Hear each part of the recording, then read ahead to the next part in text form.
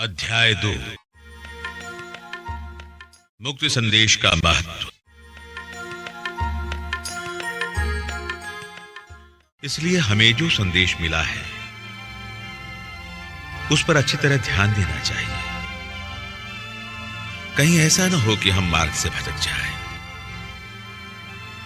यदि स्वर्गदूतों द्वारा दिए गए संदेश का इतना महत्व था कि उसके प्रत्येक अतिक्रमण अथवा तिरस्कार को उचित दंड मिला, तो हम कैसे बच सकेंगे यदि हम उस महान मुक्ति का तिरस्कार करेंगे जिसकी घोषणा पहले पहल प्रभु द्वारा हुई थी। जिन लोगों ने प्रभु को सुना, उन्होंने उनके संदेश को हमारे लिए प्रमाणित किया। ईश्वर ने भी चिन्हों, चमत्कारों, नाना प्रकार के महान कार्यों और अपनी इच्छा के अनुसार प्रदत्त पवित्र आत्मा के वरदानों द्वारा उनके साक्ष्य का समर्थन किया। मसीह मनुष्यों के भाई एवं मुक्तिदाता है। ईश्वर ने उस भावी संसार को जिसकी चर्चा हम कर रहे हैं स्वर्गदूतों के अधीन नहीं किया है। इसके संबंध में कोई धर्मग्रंथ में यह साक्ष्य देता है। मनुष्य क्या है जो तू उसकी सुधि ले? मनुष्य का पुत्र क्या है जो तू उसकी देखभाल करे? तूने उसे स्वर्गदूतों से कुछ ही छोटा बनाया और उसे महिमा तथा सम्मान का मुकुट पहनाया। तूने सब कुछ उसके पैरों तले डाल दिया। जब ईश्वर ने सब कुछ उसके अधीन कर दिया तो उसने कुछ भी ऐसा नहीं छोड़ा जो उसके अधीन न हो।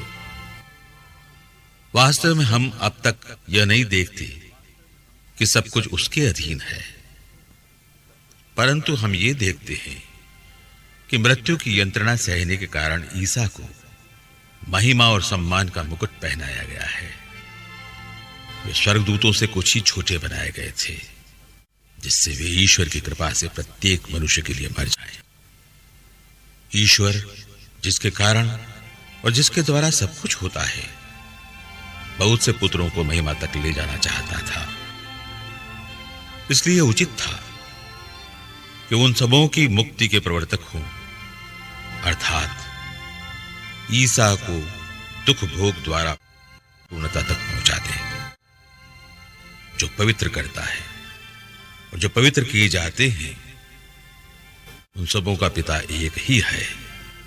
इसलिए ईसा को उन्हें अपने भाई मानने में लज्जा नहीं होती और वो कहते हैं, मैं अपने भाइयों के सामने तेरे नाम का बखान करूंगा,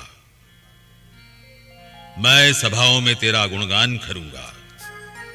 फिर मैं उस पर पूरा भरोसा रखूंगा और फिर मैं और मेरी संतति जिसे ईश्वर ने मुझे दिया है, हम प्रस्तुत हैं। परिवार के सभी सदस्यों का रक्त मांस एक ही होता है, इसलिए वो भी हमारी ही तरह मनुष्य बन गए,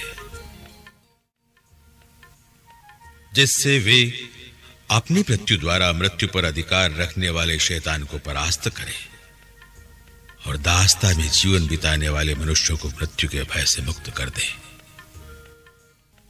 वे स्वर्गदूतों के नहीं बल्कि इब्राहिम के वंशजों की सुध लेते हैं। इसलिए यह आवश्यक था कि वो सभी बातों में अपने भाइयों के सदस्य बन जाएं, जिससे वह ईश्वर संबंधी बातों में मनुष्यों के दयालु और ईमानदार प्रधान याजक के रूप में उनके पापों का प्रायश्चित कर सके। उनकी परीक्षा ली गई है और उन्होंने स्वयं दुख भोगा है। इसलिए परीक्षा में दुख भोगने वालों की सहायता कर सकते हैं।